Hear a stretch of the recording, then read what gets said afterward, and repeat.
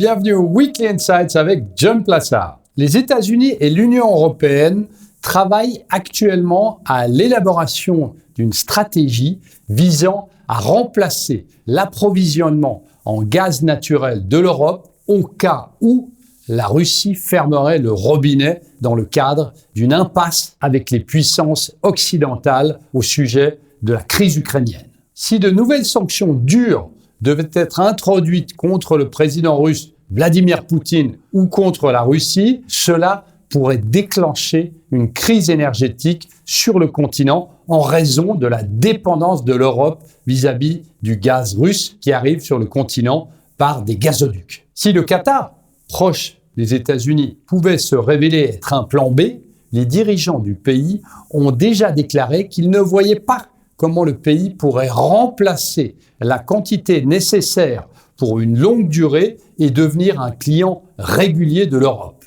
Les données de l'Agence de l'Union européenne pour la collaboration des régulateurs de l'énergie montrent quels pays verraient leur approvisionnement énergétique le plus menacé en cas de gel du gaz russe. Parmi les principales économies européennes, l'Allemagne importe environ la moitié de son gaz de Russie, tandis que la France ne s'approvisionne qu'à hauteur d'un quart. La Norvège est la principale source du gaz français avec 35%.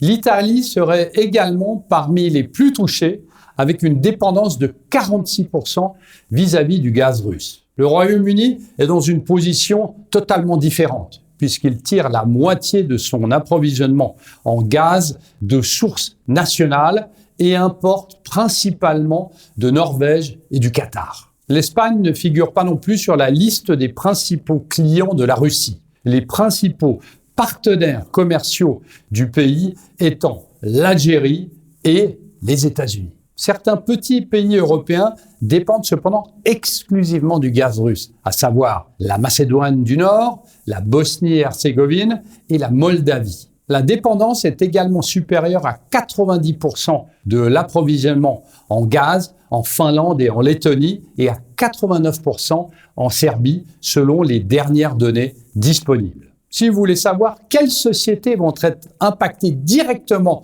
dans cette guerre du gaz, n'hésitez pas à vous tourner vers nos spécialistes. Merci beaucoup et passez une très bonne semaine.